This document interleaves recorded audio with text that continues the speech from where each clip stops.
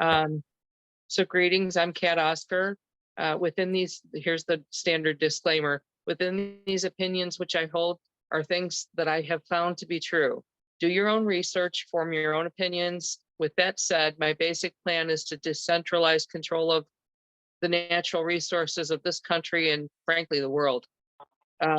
It'll affect food, money, medicine, air, land, water, and soil. In recent events of seemingly nationwide chemical attacks, there has never been a better time to talk about hemp. Hemp removes now we're talking about industrial hemp.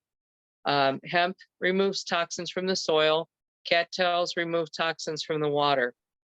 Industrial hemp was banned in the US in order to create agencies to manage and move drugs across the world by our no more federal than Federal Express government. This began the war on drugs. Fact, hemp has too little THC to get anyone high.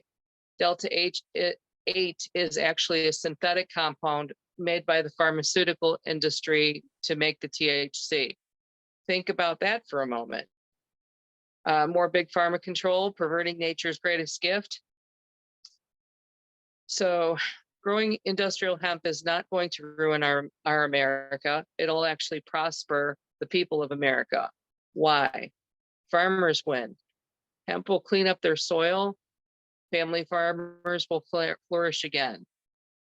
With their soil clean of toxins, they will no longer have to buy genetically modified seed to grow from Monsanto in their formerly poisoned soil. The Roundup, which they are forced to buy now to grow the Monsanto seed, actually poisons the soil, the microlife, everything in there is dead. That's why you don't see any birds. There's nothing for them to eat. There's no bugs. There's no microlife, which is harming everything. It causes a horrible amount of runoff from all of this. It's getting into the waterways and poisoning everything. That said, over 50,000 products can be made from industrial hemp. Industrial hemp preserves our natural resources. Growing industrial hemp eliminates the need for all oil products. It is an alternative for diesel, gasoline, kerosene, jet fuel, automotive and industrial lubricants, alcohol, and ethanol. Industrial hemp stops deforestation, replacing all wood, paper products, cardboard, etc. It replaces every need for cotton. It's actually softer and more durable. It replaces vinyl, concrete, plastics, toxic batteries, synthetic fabrics. Anything made from the aforementioned categories can be made from hemp. Yes, even the batteries. Hemp is food, fuel, medicine, and healthy animal feed. There is research to support animals eating hemp leaves, shoots, or seed do not require antibiotics or vaccinations, as they are robustly healthy and resilient to disease, as are people that eat the hemp. Hemp was a made staple on farms before 1940. Reclaiming old barns in Ohio, we have found intact hemp bales, which is still good to use if you wanted to. You could put it into wood, it wouldn't hurt anything. I don't know that you could eat it because it's too old, but hemp is insect, rot, and rodent resistant. So America wins. Americans can literally grow the natural resources they consume without depleting the soil. No toxic chemicals are necessary or produced to make any of these products. So people ask about plastics when I say that. So here's how the plastics go. You have basically hemp is ground into a pulp and it's added with water. Then it's hit with steam under pressure and it forms into plastic. So there's no toxic chemicals produced or needed to make it.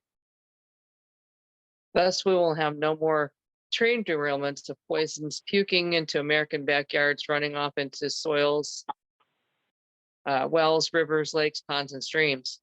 It is possible to get two crops a year in the southern portion of the states.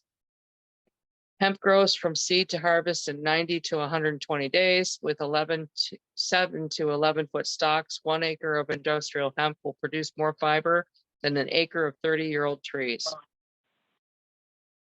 Hemp produces approximately 9 times the fiber in the same size field as cotton and uses 90% less water. It is softer and more durable than cotton. Hemp does not require the intensive watering, nor does it require chemical fertilizers or chemical pesticides.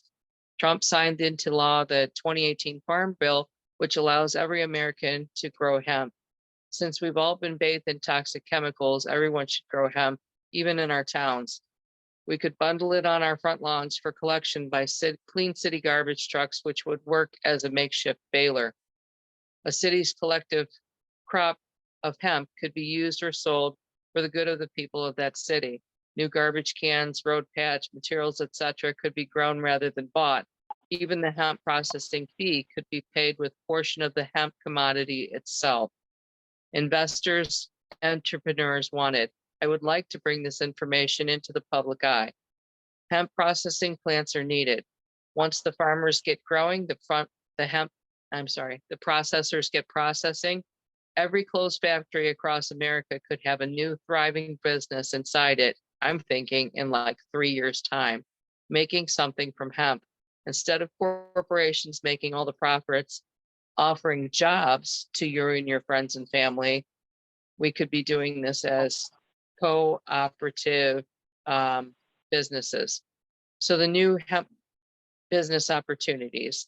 Hemp product manufacturing factories should be profit share, in my mind, profit share co-ownership opportunities.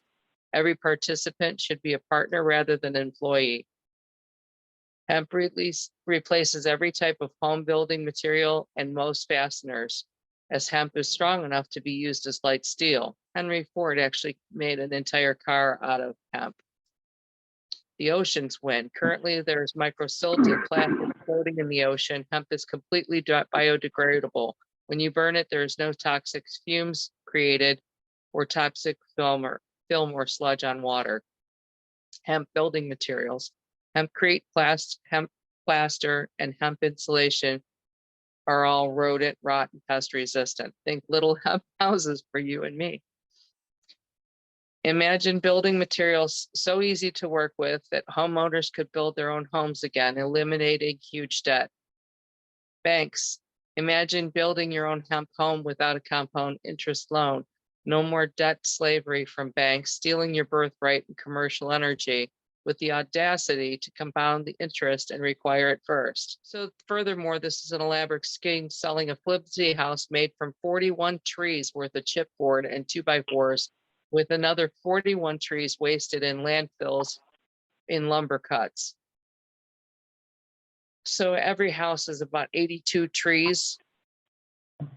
Think about that when you think about buying a new house. The asphalt shingles on your roof actually rot away along with your equity. Everything in the average development new house is flammable and or toxic, and then wrapped up in toxic Tyvek and non-recyclable vinyl siding, all set upon concrete, toxic to the soil, and it does not let us ground ourselves. Appliances currently are designed around planned obsolescence. Big pharma. Pharmaceutical drugs are all made from mineral oil, which is a fancy name for crude oil. Men and women are not meant to eat crude oil. Every pill and cream in the pharmaceutical industry is made with it eroding and destroying your health. Soy is not food. It is best used as plastic, and the only way to safely eat soy is to ferment it, soy sauce. Soy is also an artificial hormone, making cycles unmanageable for ladies. 90% of corn, wheat, and soy grown in this country is grown in GMO, glyphosate code name Roundup, sprayed prior to planting. GMO, which actually stands for genetically modified organism. These seeds are planted and grown in poisoned soil. So I call it Franken soy, Franken corn, and Franken wheat. Can you say Crohn's disease and digestive cancers? That's what I think it's from.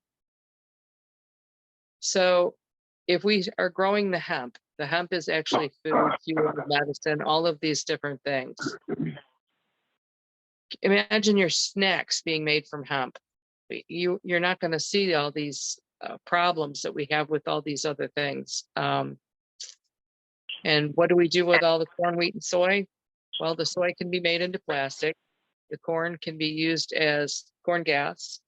And the wheat, well, you can ferment that too. Makes good alcohol for ethanol as well. So people don't know this. 1 to 2 weeks before harvest on your average field, the field is poisoned and sprayed again with the glyphosate. So they spray it before they plant the crop, and then they spray it again as it's being harvested. And they call this burn down. And what it's done for is it kills the standing crop and makes it basically turn to dust in the case of soy. So as they go through and beat it up with a convoy, and they're able to get the corn or the soy or the wheat off of the shaft, and the rest of the stalk turns to dust. But the problem is all of that Roundup is the last water that this plant has received before it is poisoned and dies. And so that's all sucked right up into the seed. So then you're directly getting a nice dose of glyphosate every time you eat a bowl of cereal.